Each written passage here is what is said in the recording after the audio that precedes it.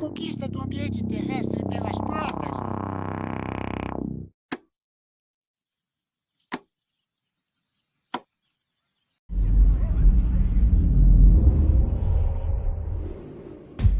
Quando a gente pensa em origem e desenvolvimento da vida, geralmente em alguma etapa vem na nossa cabeça a imagem de um serzinho que vai estar saindo da água e que vai se desenvolvendo e dando origem aos animais que conhecemos hoje e nós mesmos. Essa imagem do serzinho saindo da água a gente vê em vários filmes, em vários livros, e ela é bem impactante, porque ela mostra que esse ser está adentrando o ambiente terrestre. Porém, o que esquecemos e até subestimamos é que isso não aconteceu só com os animais, mas também aconteceu com outros seres que são sutis e que são super necessários para o nosso desenvolvimento nesse planeta. E a gente está falando deles. Para começar, a gente precisa falar de algo que é importante para esses seres, que é a fotossíntese, que utiliza fonte luminosa para gerar energia. Porém, o que muita gente não sabe é que nem sempre a fotossíntese teve como produto o oxigênio. E quando isso surgiu, foi uma grande revolução.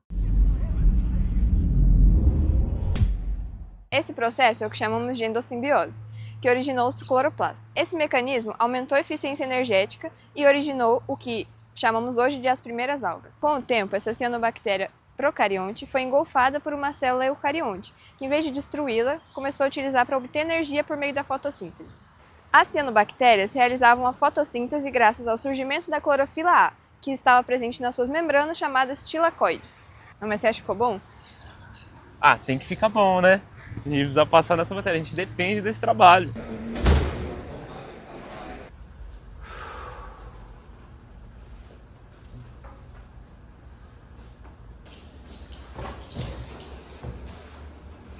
Cachorro cujo nome é Manga, hoje não vou querer brincar, viu? Acredita que eu e o pessoal aqui de casa estamos tendo extrema dificuldade de fazer um trabalho sobre o domínio das plantas no ambiente terrestre para a matéria de botânica? Pois é, está difícil, estou desanimado com isso. Eu preciso ajudar meus humanos. Eles estão sofrendo por causa desse tal de trabalho de botânica. Mas e agora? O que eu faço? Já sei, vou dar um fim nessas plantas. E aí, o que é isso? Por que está nos atacando? O quê? Eu tô entendendo vocês? O que tá acontecendo? Quem são vocês? Eu sou a planta Quino. E eu sou o Ravis. Essa raiva toda é momentânea. Não precisa descontar na gente. Não é raiva. É que, pelo que eu entendi, meus humanos vão bombar na faculdade por causa de vocês. Eu ouvi você dizendo ali que queria ajudar os seus humanos com o trabalho. Então, nós plantas temos o lugar de fala nesse assunto. Meu Deus, que loucura. Agora eu escuto as plantas. Nós estamos tentando te ajudar, parceira Fiapo. Vai querer ou não?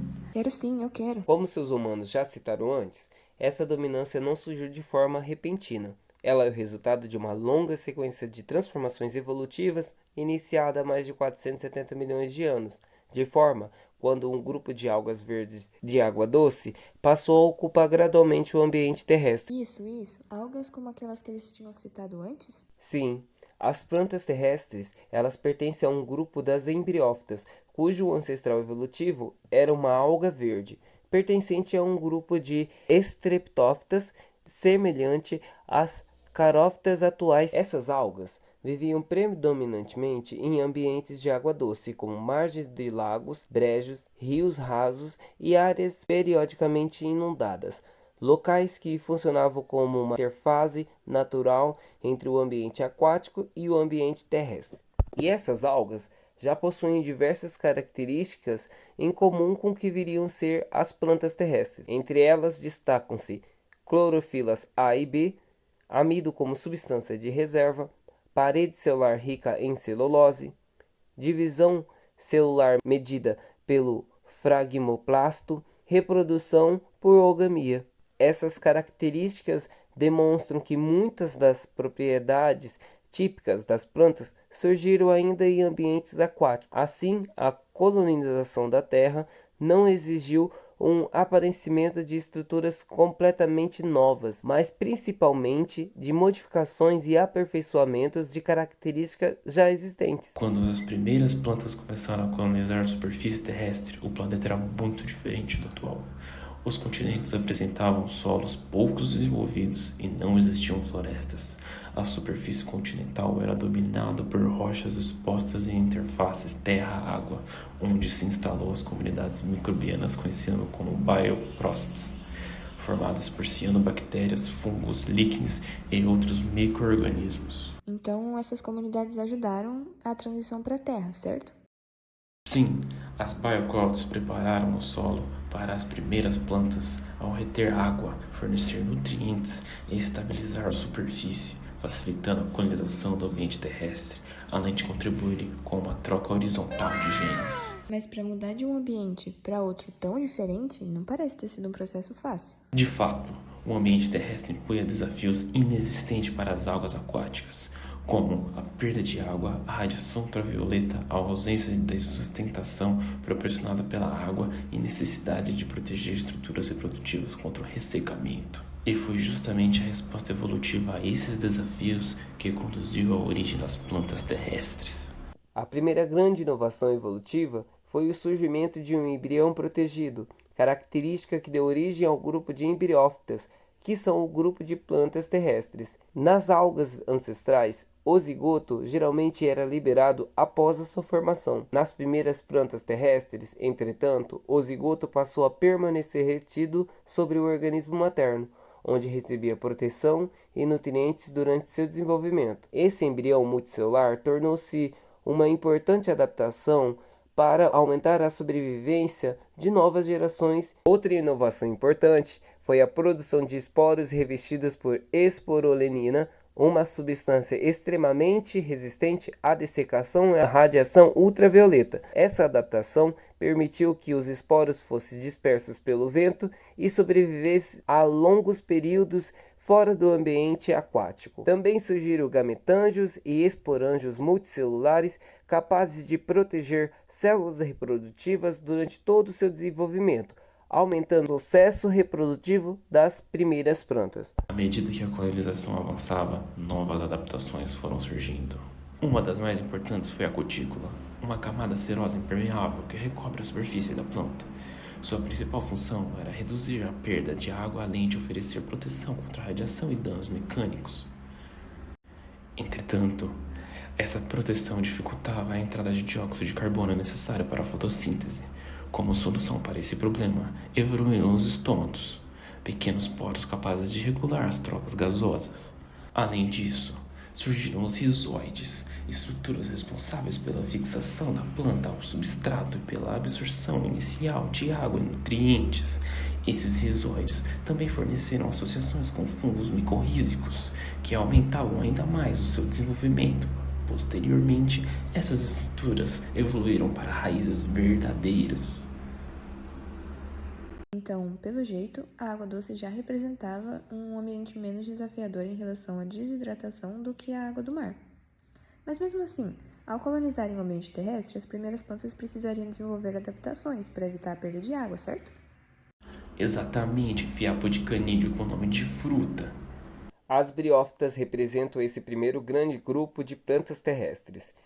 Seu corpo era pequeno e simples, sem raízes, caules ou folhas verdadeiras. A fixação ao solo ocorria por meio de rizoides. Como não possuía tecidos vasculares, toda a distribuição de água acontecia principalmente por difusão, limitando seu tamanho e restringindo sua ocorrência em ambientes completamente úmidos. O ciclo de vida das briófitas era dominado pelo gametófito, a fase haploide responsável pela maior parte da fotossíntese. O esporófito permanecia preso ao gametófito durante toda a sua vida, recebendo dele água e nutrientes, o que demonstrava uma forte dependência entre as gerações. Além disso, a fecundação ainda dependia da presença de água, pois os anterozoides precisavam nadar até a oosfera. Apesar dessas limitações, as briófitas representam um enorme avanço evolutivo, pois foram capazes de sobreviver sobre o ambiente terrestre. Outra transformação fundamental ocorreu no ciclo de vida das plantas. Nas algas ancestrais predominava o ciclo aplonte, na qual a meiose ocorria logo após a formação do zigoto. Nas embriófitas surgiu a meiose espórica, estabelecendo uma alternância de gerações bem definida entre o gametófito aplonte e o esporófito diploide. Inicialmente, como observado nas briófitas, o gametófito constituía a fase dominante do ciclo de vida, enquanto o esporófito permanecia pequeno e dependente nutricionalmente dos organismos maternos. Ao longo da evolução, entretanto, ocorreu uma inversão dessa dominância. Nas licófitas, samambaias, gimnospermas e angiospermas, o esporófito tornou-se progressivamente maior, mais complexo e independente, enquanto o gametófito sofreu redução contínua. O aumento do tamanho das plantas trouxe um novo problema. A difusão simples já não era o suficiente para transportar água e nutrientes até todas as partes do organismo. A solução evolutiva foi o surgimento de tecidos vasculares, o xilema e o floema, nas primeiras plantas traqueófitas e licófitas. Essa inovação permitiu que as plantas crescessem muito mais, ocupassem ambientes mais secos e competissem com maior eficiência pela luz solar. Ah, entendi. Então, uma das diferenças entre as briófitas e essas licófitas é que as licófitas possuem vasos condutores, enquanto as briófitas não. Isso permitiu que as licófitas atingissem maior altura, né? Isso, mas não se esqueça que uma mudança importante foi a inversão da dominância do ciclo de vida. Nas licófitas, o esporófito tornou-se a fase dominante, enquanto o gametófito sofreu uma redução de tamanho. Nesse momento, surgiram raízes verdadeiras e também apareceram as primeiras folhas verdadeiras, denominadas micófilos, pequenas estruturas com apenas um feixe vascular que aumentavam significativamente a área disponível para fotossíntese. Essas inovações fizeram as licófitas as primeiras plantas vasculares a formar extensas comunidades terrestres. Tá, então deixa eu ver se eu entendi. As primeiras plantas terrestres não possuíam raízes verdadeiras. Elas eram fixadas ao substrato apenas por rizoides, como no caso das briófitas. Aí, com o tempo, evoluíram raízes capazes de absorver água e nutrientes com maior eficiência, explorar solos mais profundos e ainda proporcionar melhor sustentação mecânica às plantas. Essa inovação, então, permitiu o crescimento em ambientes anteriormente inacessíveis e as folhas também surgiram gradualmente, como nas licófitas, que apareceram os microfilos, né? Isso, nas samambaias monilófitas, o gametófito tornou-se pequeno e independente, enquanto o esporófito passou a dominar completamente o ciclo de vida. Apesar disso, a fecundação ainda dependia da água, pois os gametas masculinos eram flagelados. Durante o Devoniano surgiram as primeiras árvores e as primeiras florestas, dando início à formação de novos ecossistemas, que se expandiram para o Carbonífero com a presença de licófitas gigantes, cavalinhas arborescentes e samambaias. Essa expansão de vegetação formou solos ricos em matéria orgânica, estabilizaram o solo contra a erosão e criaram inúmeros habitats para fungos, artrópodes e, posteriormente, vertebrados terrestres. Acho que isso já é o bastante para ajudar no trabalho. Vá ajudar seus humanos. Lembre-se de quem você é. Obrigada, Keanu. Obrigada, Reeves. Agora sim eu posso ajudar eles. Nossa, meu trabalho, cara. A galera vai achar também, né? Não, agora não. Aqui, ó, eu entendi aqui, ó.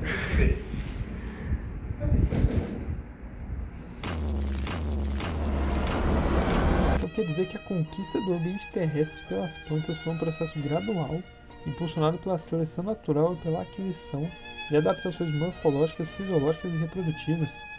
A evolução do embrião protegido, dos esporos existentes, a dissecação da cutícula, dos estômatos, dos tecidos vasculares, das raízes, das folhas e da dominância do esporófito permitiu às plantas que reduzissem a dependência da água, ocupando ambientes cada vez mais secos e aumentando seu porte. E essas adaptações culminaram na formação das primeiras florestas, transformando a terra ao modificar o solo, o clima e criar novos ecossistemas, favorecendo a diversificação da vida terrestre. Gente, eu tenho a solução para o nosso problema e ele está aqui nas minhas mãos.